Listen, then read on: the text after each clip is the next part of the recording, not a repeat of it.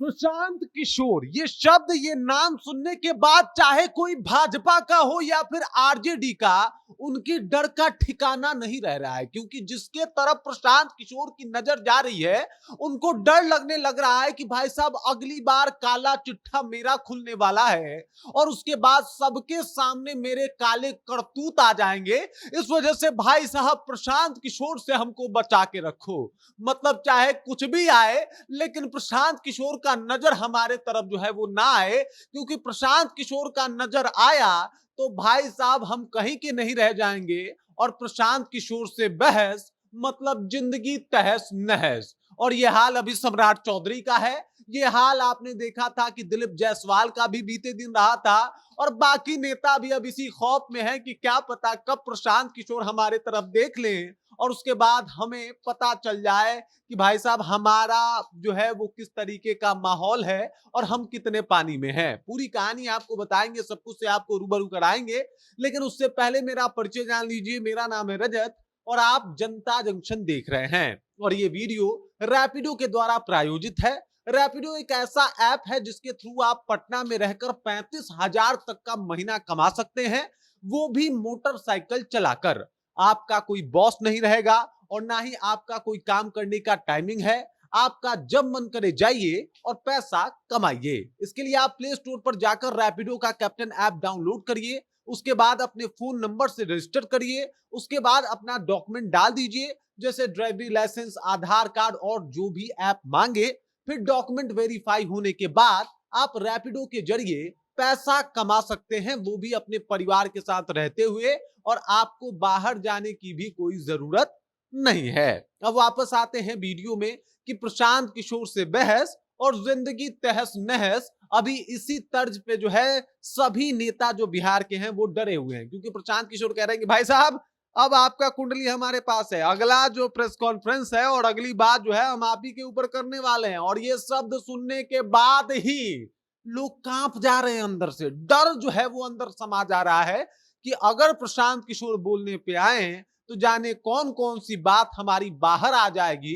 मतलब उसका अंदाजा उनको भी नहीं है। सबसे पहले उन्होंने दिलीप जायसवाल को टारगेट किया और दिलीप जायसवाल को जो कहा जाता है एकदम सबके सामने खड़ा कर दिया कि भाई साहब इन्होंने किस तरीके से नर्सिंग होम पे अपना कब्जा जबरन जमाया हुआ है। उनकी पूरी कहानियां सुना दी कि किस तरीके से यहाँ पे इनका जो है वो तूती बोलता है। इन्होंने किस तरीके से किसी को जो है आसानी से रास्ते से भी हटा दिया था। तमाम तरीके के आरोप प्रशांत किशोर लगाए और उसका जवाब दिलीप जायसवाल के पास नहीं था और वो कुछ बोल नहीं पाए। उसके बाद एक मीडिया इंटरव्यू में उनसे बातचीत हुआ तो मीडिया इंटरव्यू के बाद उन्होंने कहा कि कोई बात नहीं है, जो हमारे ऊपर बातचीत कर रहे हैं जैसे सम्राट चौधरी, उनका अगला प्रेस कॉन्फ्रेंस उन्हीं के ऊपर है। क्योंकि वो 7वीं क्लास में फेल हो चुके थे। अब 7वीं क्लास में फेल हुए थे, ये बात जब खबर मीडिया में आई तो ये जंगल में लगे आग की तरह पूरे बिहार में फैल गई। और अब चर्चा के केंद्र में प्रशांत किशोर के साथ साथ सम्राट चौधरी भी हैं कि भाई साहब 7वीं फेल है। ये तो तंज किया करते थे ना, यही है ना वो जो बोला करते थे तेजस्वी यादव को 9वीं फेल 9वीं फेल, खुद 7वीं फेल। इस तरीके का माहौल जो है वो बन गया है। और इधर प्रशांत किशोर जो है वो कह रहे हैं कि अगला प्रेस कॉन्फ्रेंस आप पे है। और डर जो है सम्राट चौधरी के चेहरे पे तब दिखा जब वो एक मेन स्ट्रीम मीडिया में जाके इंटरव्यू दे रहे थे और उस दौरान उनसे एक सवाल पूछा गया। सवाल पूछा गया कि प्रशांत किशोर के बारे में आप क्या सोचते हैं। और तब सम्राट चौधरी का जवाब था, बड़े बड़बोले नेता हैं और ये सब कुछ हो चुका था। और उसके बाद सम्राट चौधरी का जवाब था, मेरे भाई जैसे हैं। अब ये बात बताता है कि सम्राट चौधरी भी अगर खौफ खा रहे हैं और इतना सब कुछ होने के बाद भी प्रशांत किशोर को अपना भाई बता रहे हैं,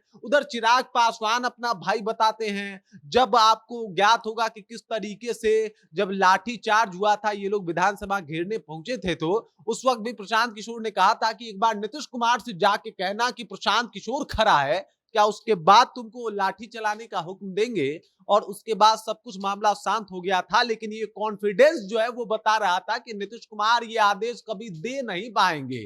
और ये आदेश इसलिए नहीं दे पाएंगे क्योंकि प्रशांत किशोर से ना वो बहस करना चाहते हैं और ना ही मतलब ये चाहते हैं कि भाई साहब पूरा माहौल ही खराब हो जाए। और इसी वजह से हालात ये है कि प्रशांत किशोर की एक तरफ तो लोकप्रियता बढ़ ही रही है, दूसरी तरफ नेताओं में अब प्रशांत किशोर के नाम का भय है कि प्रशांत किशोर अगला प्रेस कॉन्फ्रेंस उनको लेके ना कर दें, क्योंकि अगर उनको लेके प्रशांत किशोर ने अगला प्रेस कॉन्फ्रेंस किया तो भाई साहब पूरा जो उनका कच्चा चिट्ठा है वो कल मीडिया में होगा, सुर्खियों में होगा, अखबारों में होगा। जिस तरीके से आज सम्राट चौधरी का है कि सम्राट चौधरी 7वीं फेल थे, उनका नाम राकेश कुमार था, इससे पहले कोई जानता था कि उनका नाम राकेश कुमार है? ये अब पता चला कि भाई साहब उनका नाम राकेश कुमार था, उन्होंने एज में भी कुछ गड़बड़ी की है, ये सब कुछ अब पता चला, वो 7वीं फेल हैं, ये सब कुछ अब पता चला। तो तमाम तरीके का काला चिट्ठा बाहर आया। और उसके बाद भी सोचिए कि जब सम्राट चौधरी से पूछा जाता है कि प्रशांत किशोर कौन है, तो वो मेरे भाई जैसे हैं, ये बात बताता है कि डर का माहौल है, सभी नेताओं में डर का माहौल है। और ये डर है प्रशांत किशोर का, ये खौफ है प्रशांत किशोर का। एक तरफ लोकप्रियता तो उनकी बढ़ रही है, वोटरों की संख्या बढ़ रही है, दूसरी तरफ नेताओं में ये भय बता रहा है कि प्रशांत किशोर अब बिहार में वो मील का पत्थर साबित होने जा रहे हैं जो आज से पहले कोई नेता न कर पाया है न हो पाया है। बाकी इस खबर, इस जानकारी को लेके, प्रशांत किशोर को लेके आप क्या सोचते हैं, आपके जहन में क्या कुछ चल रहा है, कृपया कमेंट कीजिए और अपना विचार हम तक पहुंचा दीजिए। बाकी आप देख रहे हैं जनता जंक्शन और मेरा नाम रजत है।